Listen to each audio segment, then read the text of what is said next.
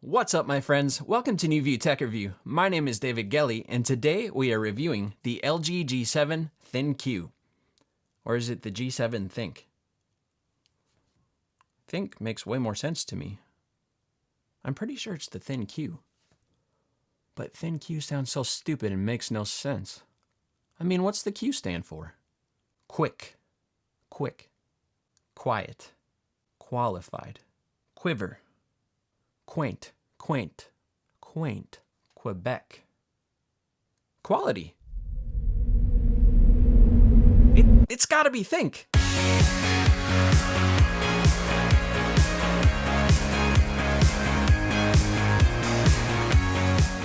LG, a brand that struggled to maintain momentum over the past few years, is back with their 2018 flagship, the LG G7 ThinQ. The G series along with the V series have both fought head-to-head since 2015 to gain the attention of consumers, as well as earn the title of the company's #1 flagship. LG is known to take risks, as we saw in the G5, and this year's variant is no exception. But is the G7 ThinQ a contender to the V30, and is it worth your hard-earned money? Well, let's dig in and find out. Oh, and really quick before we get started, I just wanted to say thank you to everyone who has stuck around over these past few months. My schedule has been absolutely insane and videos have been hard to get to, especially since it takes so long to put a review together in the first place. But I do promise that I will continue to post videos on this channel as regularly as I possibly can. I'm not going anywhere. Also, if you have any ideas for additional content that you'd like to see me create, then let me know in the comment section down below. So with that being said, make sure to click the little notifications bell to be notified as soon as I release a new video, such as the Note 9 review, which I'll get started on as soon as it's released. Whew! Okay, now, let's get to it.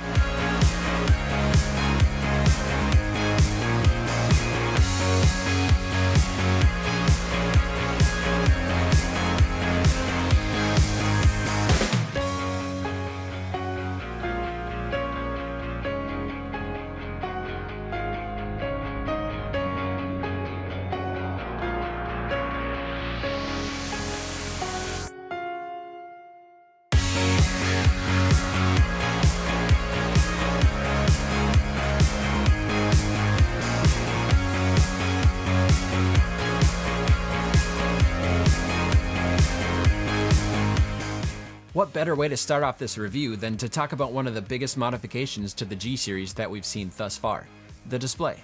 The G7 screen comes in at 6.1 inches and has a Quad HD IPS LCD full vision display, meaning we now have a much better screen to body ratio, as well as a notch. But that should come as no surprise since 2018 is the year of the notch. My only gripe with the way that LG implemented this, at least on the software side, is that when pinching to zoom while watching videos, the content doesn't stretch all the way to the edge by the notch like the iPhone X does. I understand that some people might find this better than having the content curve around the notch, but it would at least be nice to have the option to completely utilize the entirety of the screen for a more immersive viewing experience. The PPI is set to an astounding 564 pixels per square inch, easily beating out the S9 Plus and the Pixel 2 XL.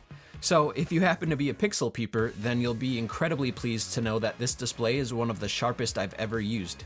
Also, LG gives us the option to boost the brightness to 1000 nits for direct sunlight viewing, and it seems to do the job quite well.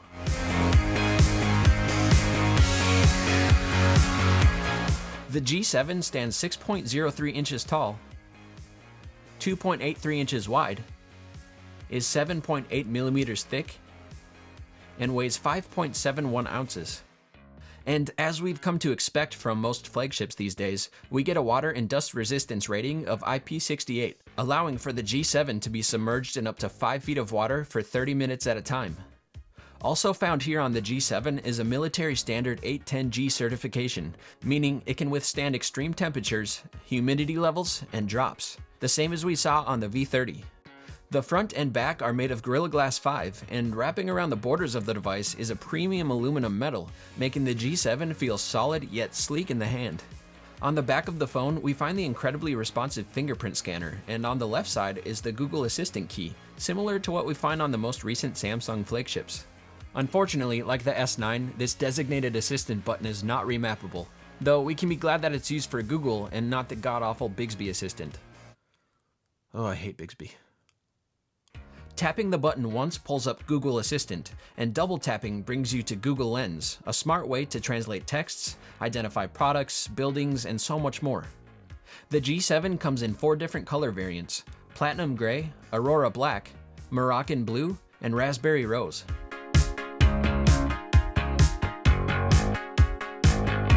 Android Oreo comes pre-installed on the G7, accompanied by LG's own UX 7.0 skin. Running this device is Qualcomm's latest Snapdragon 845 CPU, along with 4 to 6 GB of RAM, depending on whether you purchase the 64 or 128 GB storage model. And I found the performance to be snappy and smooth with no hiccups during my testing thanks to these high-end specs. Battery life is about average and can get you through a full day of light to moderate use with its non-removable 3000 mAh battery. And if you happen to be running low on juice, just plug in the G7 to utilize its Quick Charge 3.0 USB Type-C port, or if you're all fancy and whatnot and own a wireless charger, you can power up that way as well. And not to be forgotten, inside the SIM card slot we find the much appreciated SD card tray for expandable storage up to 2 TB.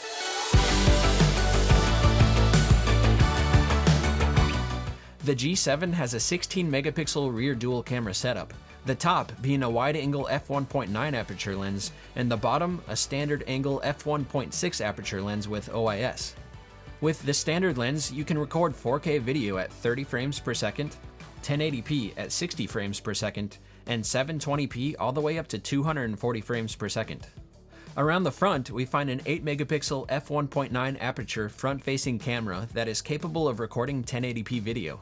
And here are a few quick photo and video samples taken with the front and back cameras.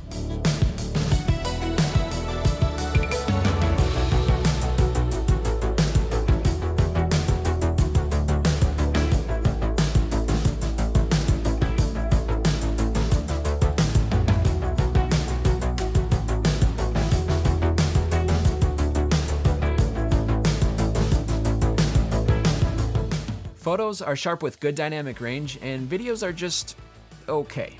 One thing that I love about LG's take on their cameras is that they really like to give us control over its functionality with manual mode.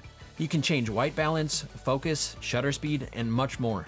These are the steps that we need companies to take in order to truly give us the best possible camera experience on a smartphone. As for audio, LG claims that the single bottom firing speaker has 39% more bass and uses the design's inner space as a resonance chamber for boosted audio levels. And so far, it does seem to sound much beefier than the G6, but with that being said, it's still a bottom firing speaker. The G7 can output audio at 99 decibels, and EQ levels seem to lean more towards the highs, which is typical of a smartphone speaker, but overall it still sounds pretty good for what it is.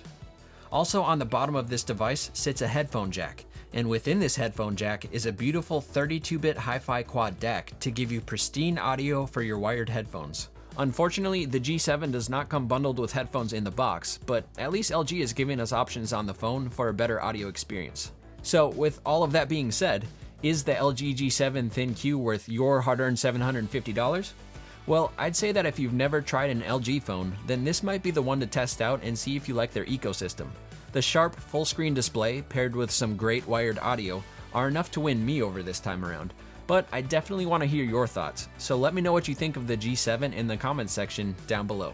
That's all I had for you today, my friends. I hope you enjoyed this review of the LG G7 ThinQ.